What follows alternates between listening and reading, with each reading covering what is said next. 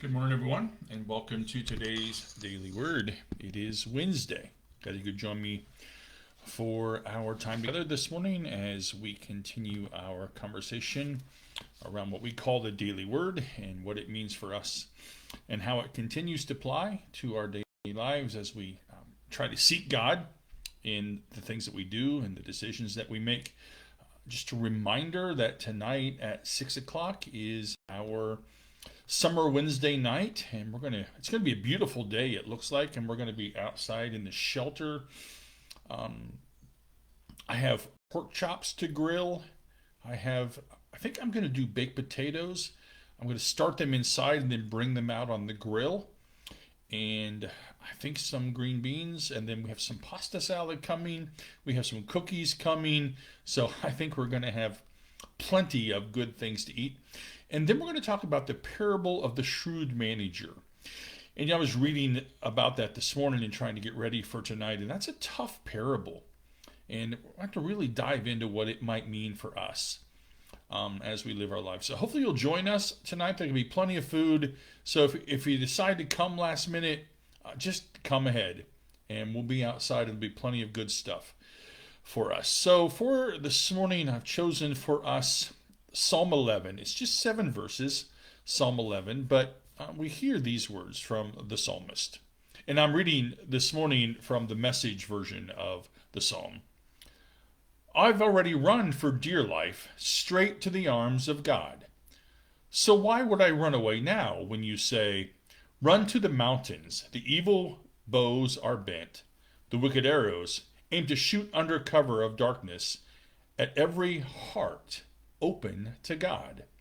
The bottom's dropped out of the country. Good people don't have a chance.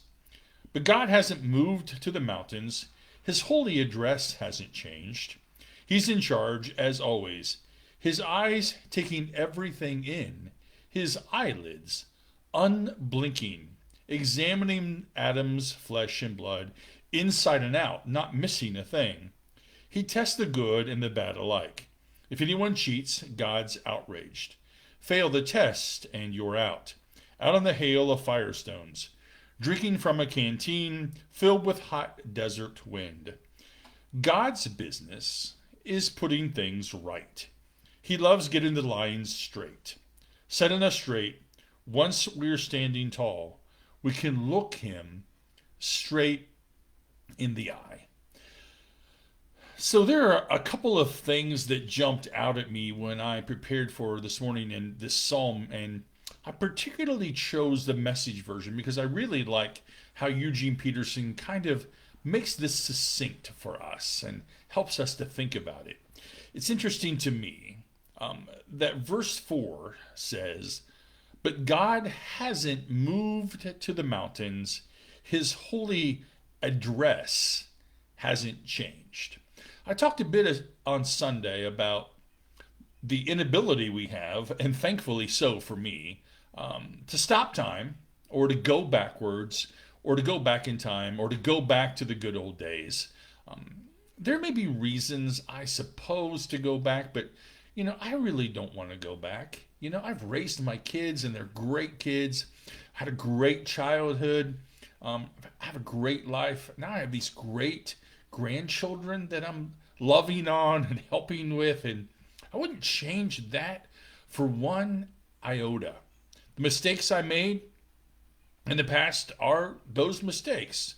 A very wise person once said to me, those kind of things are part of your growth and development. She would probably tell me that today. And so I got to thinking about all of that because we still are caught up in this idea, we need to put God back in.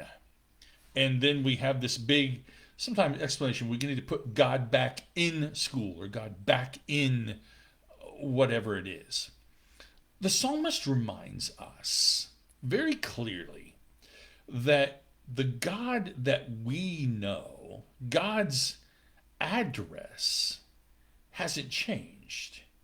It's the God in us, the God of creation, the God of today.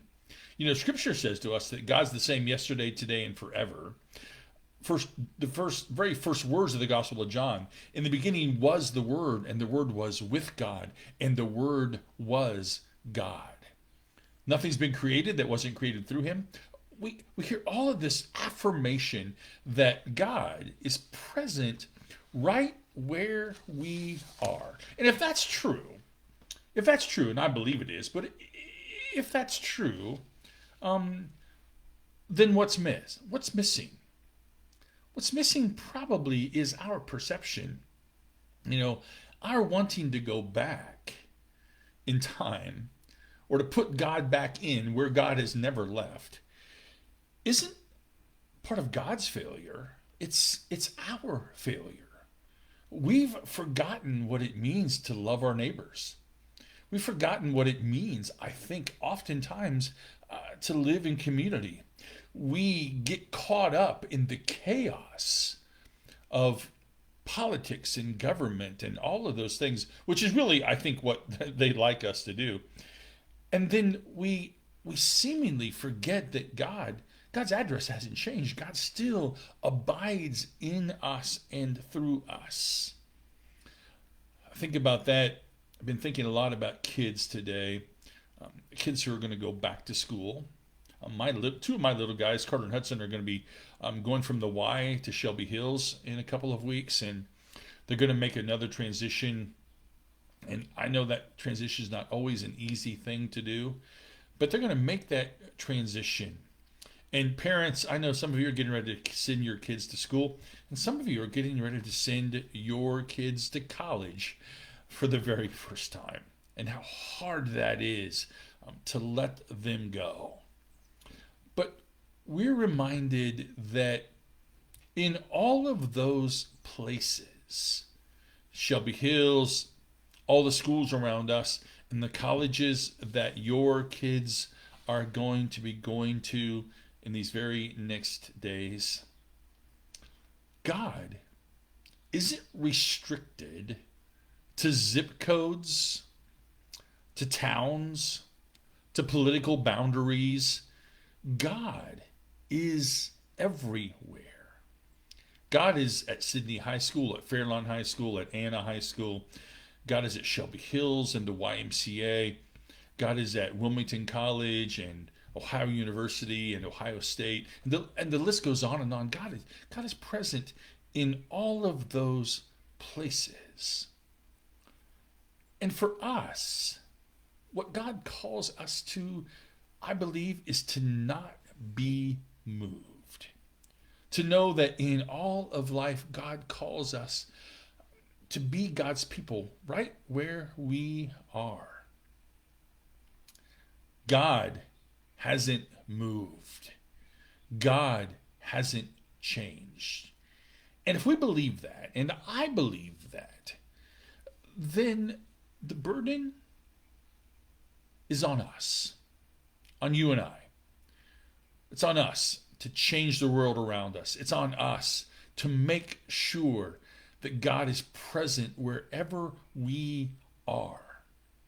Even in the onslaught of chaos, in the onslaught of disturbance, in the onslaught of all the things that demand our attention, it's God in the midst of that who's calling us to not be moved. We need to have the courage to fight the good fight, as the scripture calls us to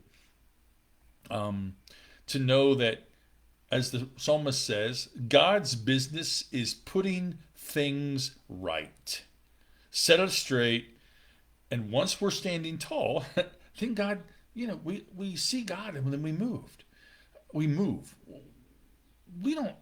I don't think we have the luxury. We just don't have the luxury of sitting still. We just don't. And waiting for God to move. God is moving in us. God's asking us, to take the steps needed to make the world a better place. And so for school kids and parents and college kids and parents, for struggles, for the unknowns of the future, God's address hasn't changed, friends. God lives in us and wants us to be the bearers of good news. And that's God's call on us. And I think we've shied away from it long enough that we need to have the courage, to stand tall and to know that we're called to share God's love with those around us.